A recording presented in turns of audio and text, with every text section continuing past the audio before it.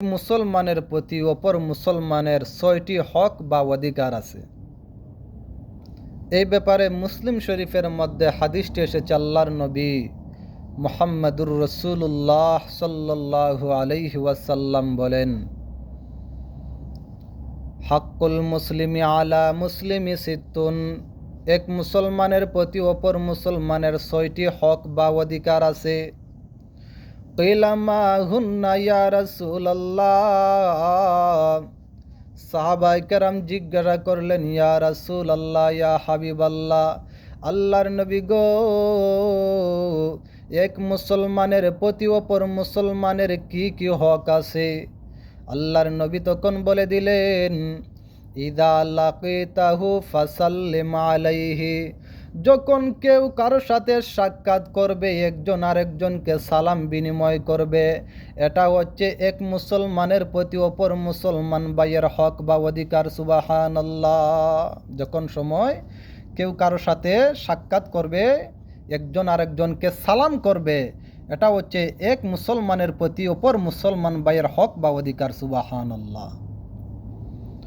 দ্বিতীয় নম্বর হলো ওয়া ইদা দাআকা ফাআজিবহু, যখন সময় কেউ কাউকে দাওয়াত করবে, তার দাওয়াত গ্রহণ করা, এটা হচ্ছে এক মুসলমানের প্রতি অপর মুসলমান ভাইয়ের হক বা অধিকার। কেউ কাউকে দাওয়াত করলে দাওয়াত গ্রহণ করা, এটা হচ্ছে এক মুসলমানের প্রতি অপর মুসলমান ভাইয়ের হক বা অধিকার। সুবহানাল্লাহ।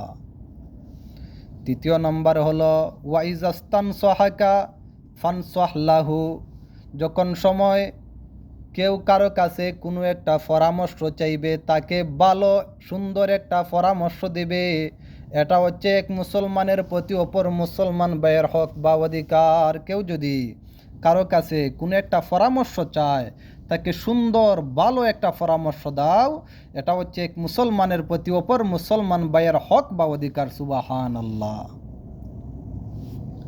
চতুর্থ নম্বর হলো ওয়াইদা আতাসা ফাহামিদাল্লাহ ফাসাম্মিতহু, যখন সময় কেউ হাসি দিবে, হাসি দিয়ে আলহামদুলিল্লাহ বলার পরে যেই ব্যক্তি আলহামদুলিল্লাহ বলাটা শুনবে, সে তার জন্য ভালো একটা দোয়া করবে, সে বলবে ইয়ারহামুকাল্লাহ।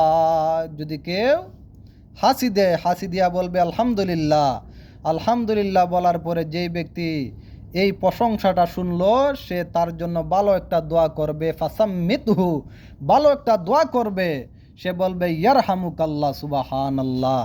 এটা হচ্ছে এক মুসলমানের প্রতি অপর মুসলমান ভাইয়ের হক বা অধিকার। সুবহানাল্লাহ। পঞ্চম নম্বর হলো আল্লাহর নবী বলেন ওয়া ইদা মারিদা ফাউদুহু, যখন সময় কেউ অসুস্থ থাকবে, অসুস্থ ব্যক্তিকে দেখতে যাওয়া, এটা হচ্ছে এক মুসলমান ভাইয়ের প্রতি অপর মুসলমান ভাইয়ের হক বা অধিকার। সুবহানাল্লাহ।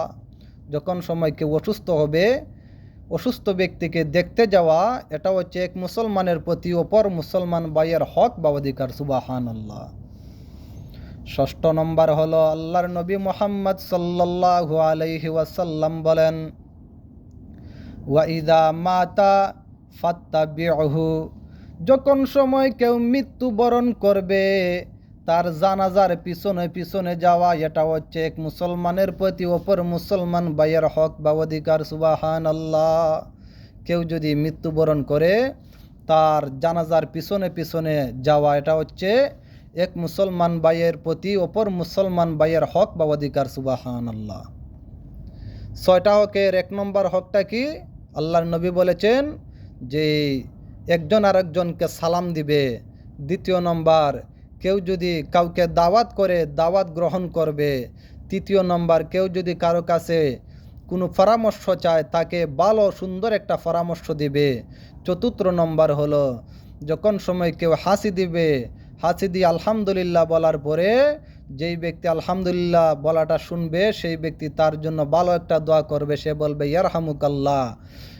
পঞ্চম নম্বর হলো যখন সময় অসুস্থ ব্যক্তি হবে কেউ, তখন সময় অসুস্থ ব্যক্তিকে দেখতে যাওয়া, এটা হচ্ছে এক মুসলমানের প্রতি অপর মুসলমানের হক।